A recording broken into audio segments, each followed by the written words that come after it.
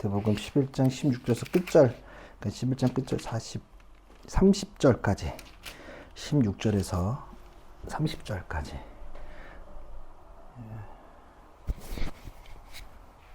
마태복음 11장 16절에서 30절까지 같이 한 목소리로 합독하겠습니다. 이세대를 무엇을 이길까? 마치 아이들이 장터에 앉아서 다른 아이들에게 이렇게 말하는 것과 같다.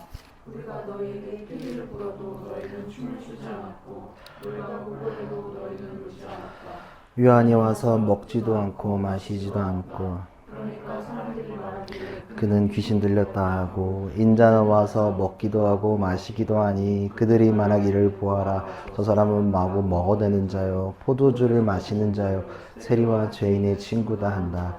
그러나 지혜는 그 한 일로 옳다는 것이 입증되었다. 그때 예수께서는 자기가 가기만 하는 꾸짖기 시작하셨다. 고라시나 너에게 화가 있다. 베세다야 너에게 화가 있다. 너희 마음들에서 행한 기적들을 두로와 시돈에서 행했더라면 그들은 벌써 굵은 베옷을 입고 죄를 쓰고서 회개했을 것이다. 나는 너희에게 말한다. 심판날에 두로와 시돈이 너희보다 견디기 쉬울 것이다. 화가 있다. 너 가버나움아, 내가 하늘에까지 치솟을 셈이냐. 주께까지 떨어질 수 없다. 너 가버나움에서 행한 기적들을 소돔에서 행했더라면 그는 오늘까지 남아있을 것이다. 나는 너희에게 말한다. 심판날에 소돔 땅이 너보다 견디기 쉬울 것이다. 그때 예수께서 이렇게 말씀하셨다. 하늘과 땅의 주님이신 아버지, 이 일을 지혜 있고 똑똑한 사람들에게는 감추시고 어린 아이들에게는 드러내어 주셨으니 감사합니다. 그렇습니다, 아버지. 이것이 아버지의 은혜로운 뜻입니다. 내 아버지께서 모든 것을 내게 맡겨주셨습니다. 아버지 밖에는 이들은 이가 없으며 아들과 또 아들이 계시하여 주려고 하는 사람밖에는 아버지를 아는 이가 없습니다. 수고하며 무거운 짐을 진 사람은 모두 내게로 오너라. 내가 너희를 쉬게 하겠다. 나는 마음이 온유하고 겸손하니 내 멍에를 메고 나한테 배워라. 그리하면 너희는 마음의 쉼을 얻을 것이다. 내 멍에는 편하고 내 짐은 가볍다. 아멘. 이 하나님의 말씀입니다. 오늘 위대한 초대라는 제목으로 말씀을 나누려고 합니다. 말씀 끝나면 딱 되겠는데. 그래서 뭐 못한 건 또 새해 시작하겠습니다. 어떤 땡땡실을 맞추는 게 중요한 거잖아요. 그죠? 그게 제일 중요한 거잖아. 지금 뭐 딴 거 뭐 뒤에 하더라도, 그지? 이런 장난을 친구들과 쳐봤는지 모르겠는데, 아랫입술과 입입술 대지 않고 코카콜라 발음 해보셨나요? 예, 해볼 수 있나요? 아랫입술과 입입술 안 되고 코카콜라. 네, 네, 원래 안 닿아요. 입술이 안 닿으려고 하는 게 아니라 코카콜라 발음이 입술. 네, 그러니까 이게 사실은 이게 원래 안 닿는 건데, 이게 그 말 듣고 하려 그러면 발음도 좀 이상해지고 어색해지죠. 뭐 아니면 뭐 종종 예능이나 레크레이션 할 때 뭐 일정한 단어를 여러 번 말하게 한 다음에 뭐 그거 변주되는 문제를 내면 그 앞에 여러 번 말하는 단어를 말하게 되잖아요. 그러니까 쉬운 문제라도 실수를 하게 된단 말이에요. 그러니까 이를 우리는 조금 인지적 무의식이라고 얘기할 수 있어요. 눈을 감고 천천히 10초를 세보면 세볼 수 있나요? 눈을 감고 천천히 세보는데 코끼리를 생각하면 안 돼요? 라고 했을 때 여러분들 눈 감고 코끼리 생각 안 하고 10초만 생각해 볼래요? 라고 말하면 여러분들 어떨 것 같아요? 계속 코끼리 생각나요. 1초를 세기도 전에 그 생각하지 말라 그러면 그 코끼리 계속 생각합니다. 계속 떠올리게 돼요. 그러니까 절대 뭐 무슨 일이 있어도 생각하면 안 되라고 말했을 때 부정적 어조를 쓰면 더 코끼리 생각에 빠져요. 하지 말라 그래도 계속 생각하게 된단 말이에요. 이게 사실 언어학자 조지 레이코프가 먼저 말한 건데요. 코끼리를 생각하지 말라는 책에 나온 내용인데, 그 사람이 먼저 말한 게 뭐냐면 프레임이라는 개념을, 사실 우리가 지금 뭐 프레임 씌우지마 하는데, 이 사람이 사실은 한 2014년 책인가? 그때 이제 미국에서 쓴 책인데, 요 프레임을 먼저 얘기했던 거예요. 그러니까 프레임이란 개인이 세상을 바라보는 방식, 구조물을 프레임이라고 하죠. 그러니까 우리는 살아가면서 수많은 것을 보고 말하고 생각하지만, 이때 우리는 프레임이 씌워지고 이 프레임 안에서 우리는 생각하고 사유하고 작용하게 되는 거죠. 이게 참일 수도 있고 거짓일 수도 있고, 또 때로는 아예 가치 판단이 불가능한 영역일 수도 있고, 뭐 이와 여러 가지로 하여튼 이 프레임을 거쳐오면 우리가 이 세계에 대한 사실을 완벽하다고 이해해요. 고민하지 않고. 그러니까 이를 뇌로 생각한다. 그러니까 우리가 뇌로 생각하기 때문에 이거 필연적으로 이 프레임이 딱 씌워지면 코끼리를 생각할 수 없는 게 되는 것처럼, 그래서 무언가 그 프레임에 비추어서 생각하는 거예요.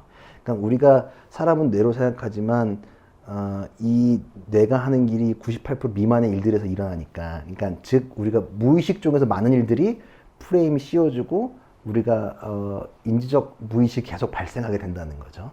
그래서 이게 자꾸 반복되면 상식으로 바뀌고, 그리고 자꾸 우리가 프레임을 씌워서 무언가를 생각하게 되고, 또 생각 안 하려고 해도 이 프레임 때문에 다시 그 코끼리에 빠지는 것처럼 자꾸 끌려간단 말이에요. 이해되시죠?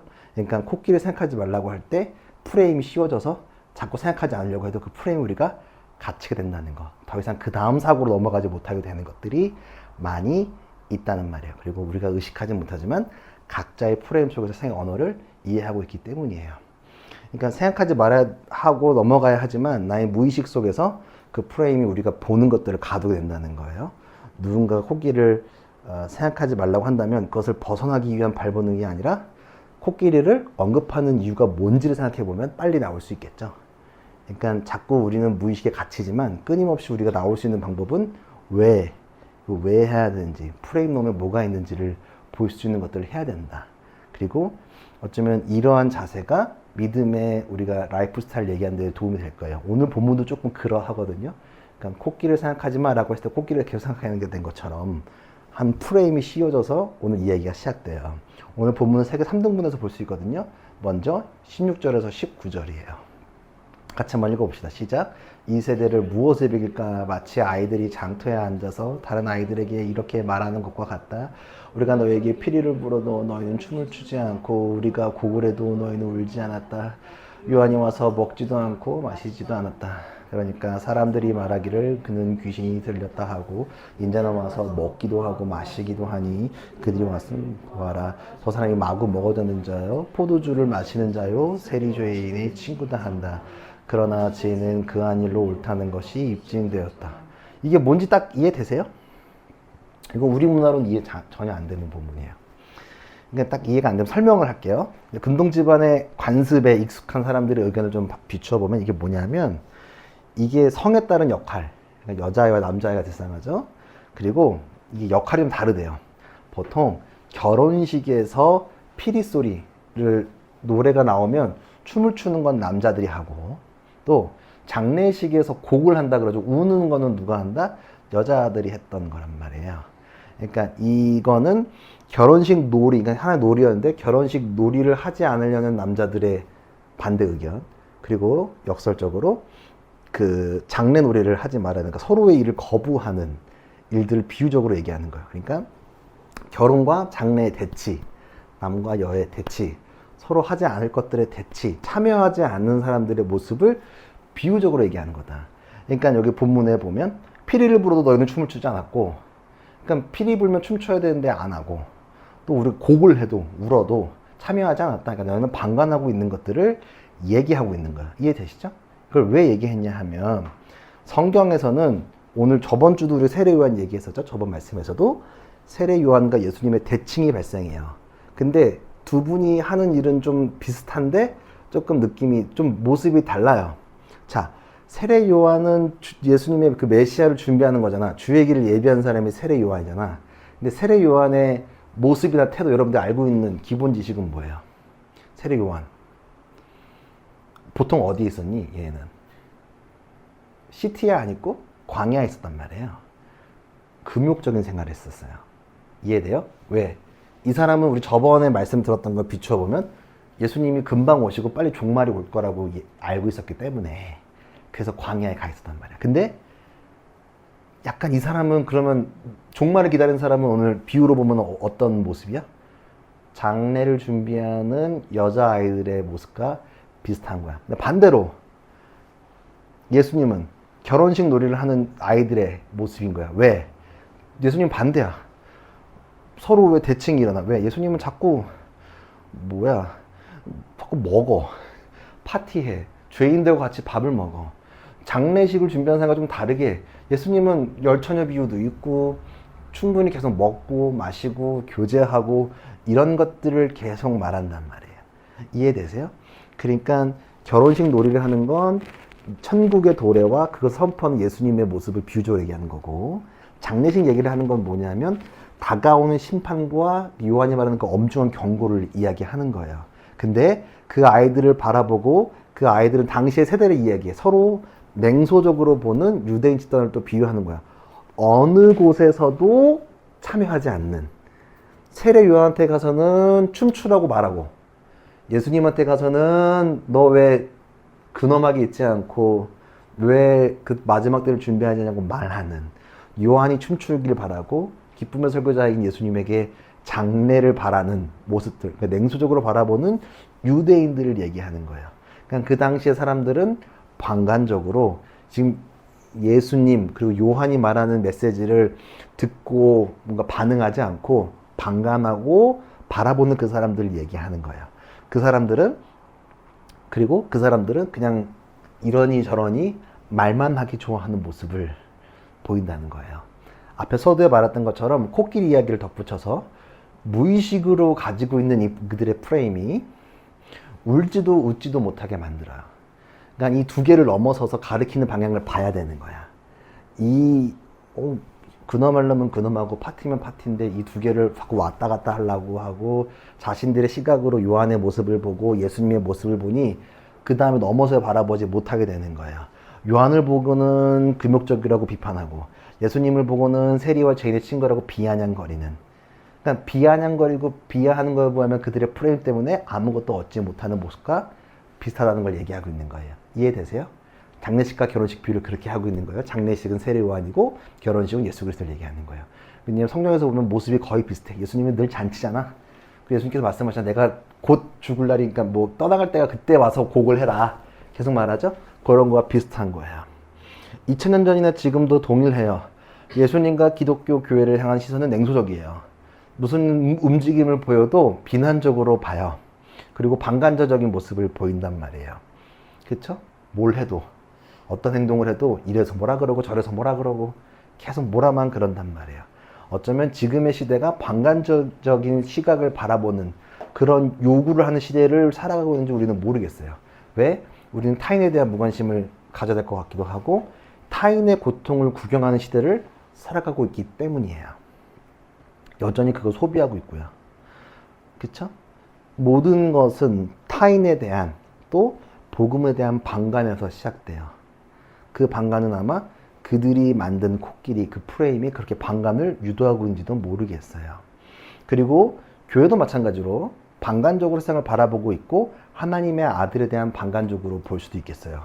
왜냐하면 교회도 장례식도 아니고 결혼식도 아니고 모호한 일들이 교회 안에서 벌어지고 있기 때문에 저는 그렇다고도 생각해요. 모호하고 냉소적이고 좀 불편한 지금의 시대, 지금 그놈의 MZ들이 라고 말하는 그 모습이 우리의 모습일지도 모르겠어요.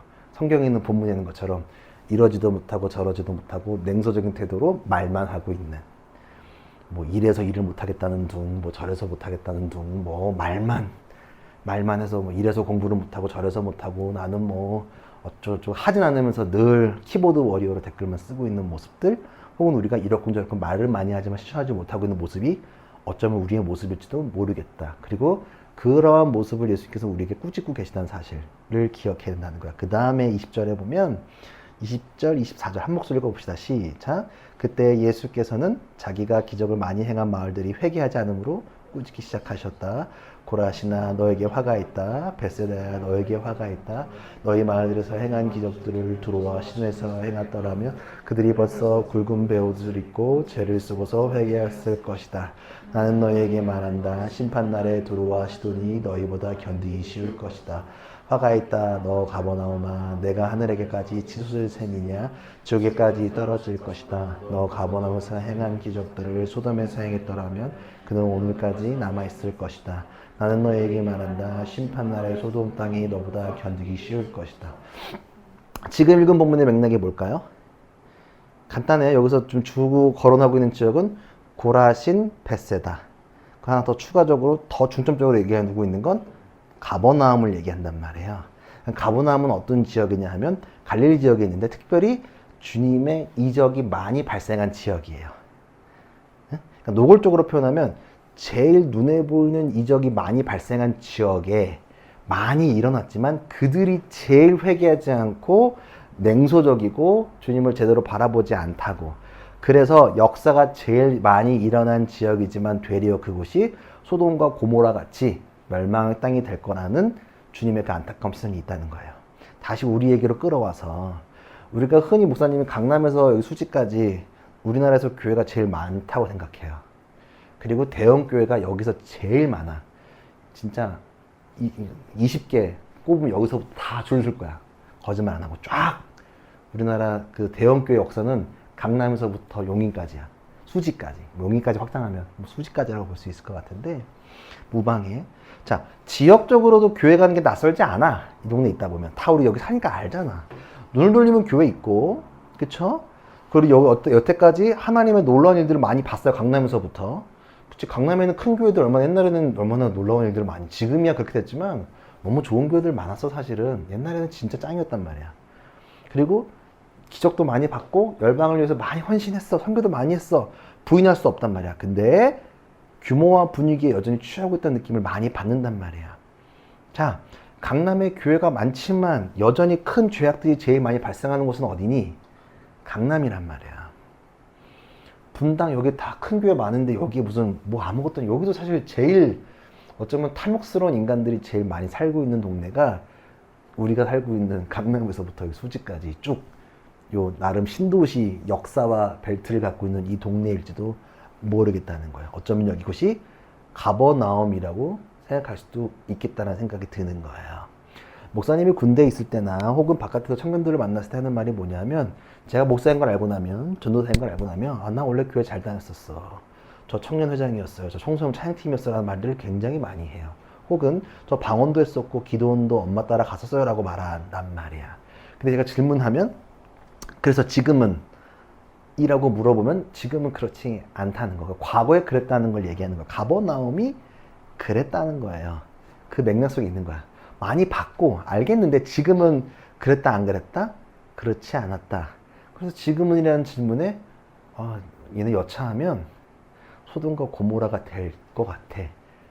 지금 돌아키지 않으면 너희들은 진짜 큰일 나라고 예수께서 말씀하고 있는 거예요. 여전히 우리도 다시 한번 질문해 봐야 돼요. 가버나움과 같은 동네에 살고 있는 우리는 다시 질문하는 거예요. 어땠을까?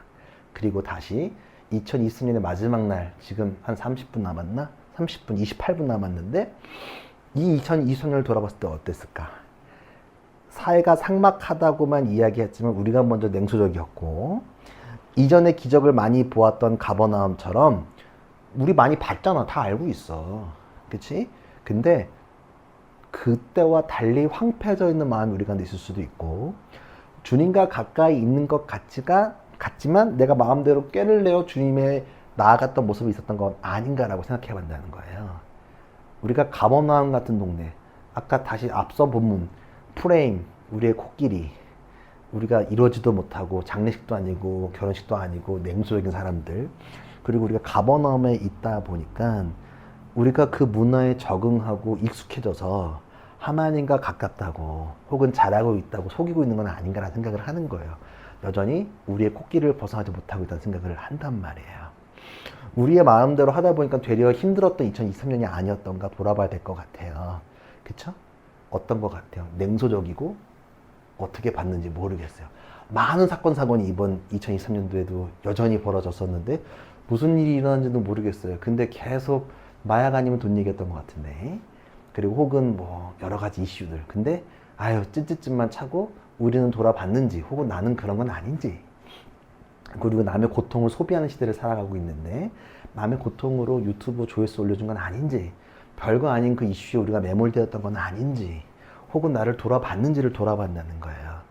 자, 그리고 오늘 25절은 24년을 앞둔 주님이 우리에게 이렇게 말씀하시는 것 같아요. 25에서 27절 읽어봅시다. 시작. 그때 예수께서 이렇게 말씀하셨다. 하늘과 땅의 주님이신 아버지, 이 일을 지혜 있고 똑똑한 사람들에게는 감추시고 어린아이들에게는 드러내 주셨으니 감사합니다.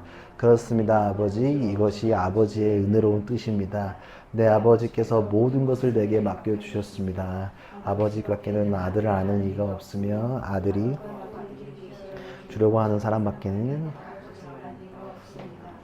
주님께서 지금 말씀하신 게 뭐냐, 하나님 아버지께 감사를 고백하는 거야. 그렇습니다, 아버지. 이게 뭐냐면 고백하는 건데, 하나님의 뜻을 잘 알고 있는 사람들, 알고 있다고 생각하는 사람들에게 감추시고, 어린아이와 같은 신앙을 감추는 사람들은 하나님 나라를 말씀하고 계시고 있다는 거예요. 이해되세요? 자, 이게 뭐냐면 아는 척하는 사람은 받을 수 없어. 왜? 감춰져 있기 때문에. 그래서 우리가 저번 주부터 마태복음 11장 12절을 보면 뭐라고 나와 있냐면, 세례 요한 때부터 지금까지 하늘나라는 힘을 떨치고 있다. 그리고 힘을 쓰는 사람들이 그걸 차지한다. 감춰져 있기 때문에 안다고 하는 사람들은 가질 수 없어. 근데 어린아이처럼 순수하고 나아가고 그것을 받기 위해서 찾는 사람들은 그것을 받을 수 있다라고 얘기하는 거예요. 이해되세요? 알고 있다고 냉소적으로 판단하는 사람들은 그거 받아들이지 못한다. 근데 어린아이와 같이 살아가는 사람들한테 받아갈 수 있다고 얘기하는 거예요. 그리고 28, 30절 수고하고 무거운 짐을 진 사람은 모두 내게로 오너라. 내가 너희를 쉬게 하겠다. 나는 마음이 온유하고 겸손히 내 멍에를 메고 나에게 배워라. 그리하면 너희는 마음에 쉼을 얻을 것이다. 내 멍에는 편하고 내 짐은 가볍다. 우리는 우리가 만들어 놓은 짐에 눌려 살아가요. 현병철 교수의 책 피로사에 나온 개념이 뭐냐면, 현대인들은 끊임없이 자기 자신을 학대하며 살아간다 그래요. 그 짐이 되는 거예요. 남과 비교하며 살아가요. 그리고 신앙도 자기 자신이 만들어 놓은 프레임을 벗어나지 못하고 그 프레임에 눌려서 코끼리에 되려 이제 깔려서 허우적거리며 살아가는 모습을 보이고 있다는 거예요. 이해되세요? 당시 지혜로운 사람들, 바리새인들 교만했잖아. 그 사람들이 슬기롭다 생각하는 사람들은 진리에 눈이 멀어져 있었어. 그리고 예수님은 수고하고 짐진 자들을 다 초대하셔요. 왜냐하면 지혜롭고 슬기 있는 바리새인들이 만든 율법이 되려 많은 짐이 되었고 그것에 사람의 자유를 억압하고 있었기 때문에, 그것은 자유가 아닌 인간의 단순한 수고밖에 안 됐기 때문에 그 사람들은 그 짐은 아니야. 너네가 알고 있는 거 아니야. 니네가 알고 있다고 착각하면서 만들어낸 그 율법은 아니야. 그거 다 버리고 나의 멍에를 매라고 말씀하시는 거예요. 그리고 율법에 헌신한 우리의 노력으로 하는 그 헌신은 다 짐이 되어져 된다는 거예요. 우리도 마찬가지. 교회가 짐이 되면 안 돼요. 신앙이 짐이 되면 안 되는데, 내가 자꾸 신앙을 잘하기 위해서 스스로 막 아둥바둥거리면 다 짐이 된단 말이에요. 근데 주님께 맡겨드리면 그런 초대가 아니란 말이에요. 그래서 주님은 그러한 우리 모두를 초대하고 계신다는 거야. 냉소적이고 낭망하고 힘들어하고 우리가 만들어놓은 짐에 눌려있는 그 사람들을 초대한단 말이에요. 그리고 역으로 초대하면서 어떻게 초대하면 멍에를 같이 매자고 초대해요. 멍에가 뭔지 알아? 멍에? 우리는 잘 몰라요. 저도 옛날 어렸을 때 할아버지 집에 가서 본 것 같아요. 소 등에 이렇게 나무 틀 이렇게 매는 거. 그래서 이게 뭐냐면 이제 뭐 마차를 연결한다. 마차가 아니지, 이게 우차지. 뒤에 수레를 연결한다거나 쟁이를 연결한다거나 그런 약간 그 커넥팅하는 그런 그 나무 틀 같은 건데, 그 소가 딱 있어야지만 일을 할 수 있단 말이에요. 왜 그러면 그 나무를 매라고 하실까? 쉼을 이야기하면서 되려 주님은 멍에를 매라 그런단 말이야. 자, 예수님의 가르침은, 그 가르침을 받는 제자가 예수님의 통치를 받는 제자들을 전제하고, 예수님의 통치를 받는 제자는 필연적으로 그 새로운 가르침을 배워야 하기 때문에. 그러니까 멍에를 맨다는 것은 뭔 얘기냐면, 예수님이 우리를 향한 초대장이야. 너다 같이 나와 멍에를 매자 그러면 한 명 한 명을 초대하는 거야. 내가 지금 나한테 멍에를 매자라고 말씀하시는 건 뭐냐면 초대하시는 거야. 함께 하자. 그리고 그 멍에는 여러 가지가 아닌데, 멍에를 매야지만 배울 수 있어. 그리고 멍에를 맨다는 건 뭐냐면 하나님의 일을 함께 하기 위해서 그 멍에를 맨다는 사실을 잘 기억해야 돼. 그러니까 멍에를 맨다는 건 초대장이고 위대한 초대장이야. 무거운 게 아니라는 거야. 왜? 그 멍에는 초대장이자 주님과 함께 일을 하기엔 도구이기 때문에. 그리고 그 멍에를 우리가 함께 매겠다고 결단함으로써 그 가르침에 우리가 들어가는 거야. 왜? 멍에를 매는 순간 그 주인의 통제를 따라야 되거든. 우리가 혼자서 아둥바둥 내 프레임을 살아가겠다는 게 아니라 하나님이 만들어진 그 일에 가겠다고 말씀하는 거야. 28절, 28로 30절 한 목소리 읽어봅시다. 시작. 수고하고 무거운 짐을 진 사람은 모두 내게로 오너라. 내가 너희를 쉬게 하겠다. 나는 마음이 온유하고 겸손하니 내 멍에를 메고 나한테 배려하. 그리하면 너희는 마음의 쉼을 얻을 것이다. 내 멍에는 편하고 내 짐은 가볍다. 멍에는 결코 가볍지 않아요. 무거워. 그러나 멍에를 맴으로써 우리가 뭘 경험할 수 있냐면 예수 그리스도가 영원히 우리와 함께 하셨다는 것을 확증받는 거고, 그 멍에는 예수 그리스도 안에서 가볍게 되고, 그 멍에로 초대에 우리가 반응하면 주님께 완전히 붙들려 살아간다는 것을 결정하는 거란 말이에요. 아멘. 23년을 앞둔 우리는 주님과 함께하는 멍에를 매야 된다. 응? 그 멍에는 우리 교회 모토처럼 말씀을 읽어야 되고, 리드 이끌어야 되고, 세상의 복음을 울리는 리드가 돼야 된다. 그리고 313은 리커버리하고 회복하는 일에 중점적으로 더 헌신할 거고, 리폼하고 재구성하는 일들, 교회를 재구성할 거야. 313년 전에 그때 그 모습을 다시 우리가 돌아가려고 노력을 할 거고, 리크레이션, 새 창조의 사역을 감당할 거란 말이에요. 멍에 붙들리면 할 수 있다. 아멘? 우리의 사명은 우리의 짐이 아니라 멍에야. 그치? 멍에를 잘 감당해야 되고, 그 멍에를 통해 쉼을 얻게 될 것이다. 새로운 공간을 주신 이유가 분명히 우리한테 있다. 그리고 우리끼리 행복하고 우리끼리 잘 놀라고 주신 것들이 아니라 모든 이들을 쉼의 자리로 초대하라고 주신, 어쩌면 멍에를 맬 수 있게 만드는 공간이 될지 모르겠다고 생각을 목사님은 합니다. 교회뿐만 아니라 여러분들 모든 상황 속에서 멍에를 쥐고 있음을 기억해야 된다. 그치? 23년도에 아쉬운 우리의 냉소적인 자세, 불안한 모든 것, 또 불안한 문화, 그리고 고통을 방관하고 그것을 소비하고 구경하는 시대를 살아가고 있는 우리지만, 다시금 새 23년 앞에서 새로운 꿈을 꾸면서 나아갔으면 좋겠다. 그리고 주님의 그 멍에, 그 초대장에 응답하면서 제자도의 길을 함께 걸어갔으면 좋겠어요. 그래서 앞에서 주님께서는 냉소적이야. 너 그렇게 안 하면 가버나움 너니 큰일 난다. 그치? 그 니네 이러지도 못하고 냉소에 있으면 안 돼. 근데 주님은 여전히 그렇지만 나한테 오면, 내 멍에를 매면, 나와 함께 하면, 내 초대에 응하면 여러분들은 반드시 내가 이끌겠다. 내가 너희를 주님의 길로 인도하겠다. 나한테 오면 멍에처럼 보이지만 절대 무겁지 않고 나와 함께 할 수 있다는 그 초대장, 도장을 찍는 순간이라는 사실을 기억했으면 좋겠어요. 그래서 멍에를 매십시오. 2023년은 우리의 멍에를 함께 매고 또 그 멍에로 많은 초대장을 했으면 좋겠다. 그런 기도를 하며 주께 나아갔으면 좋겠습니다. 함께 기도하면서 주님께 나아갑시다. 20분 남았는데요. 잠깐 기도하고 뭐 조금 시간 여유가 있어서 여러분들의 23년을 돌아보십시오. 네, 23년을 돌아보고 어떤 모습이 여러분들 가운데 있었는지를 좀 돌아봤으면 좋겠고, 냉소적이었는지, 네, 냉소적이었을 수도 있고 반감했을 수도 있고 말하기만 좋아했을 수도 있고, 그냥 아니면 옛날 얘기만 하면서 거기에 갇혀 있을 수도 있어요. 옛날에 뭐 했었는데, 옛날엔 어쨌는데 저쨌는데 라고만 갇혀 있으면서 그 다음으로 못 나갔을 수도 있겠다는 생각을 저는 또 하게 돼요. 여러분들 어땠는지는 잘 모르겠어요. 근데 그거와 상관없이 그건 이제 2023년에 보내버리고, 주님께서 원하시는 건 뭐냐 하면 그거 다 됐고, 다 힘든 거 안다. 너네 어려워하는 거 다 아는데 다 두고 내가 주는 그 멍에를 메고 주께 나오라고 말씀하시는 사실을 여러분들이 잘 기억했으면 좋겠다. 할 수 있겠죠? 여러분들이 그런 꿈을 꾸고 주께 나아갔으면 좋겠는데, 우리 함께 기도하면서 주님께 한 걸음 더 나아갑시다. 우리 기도합시다.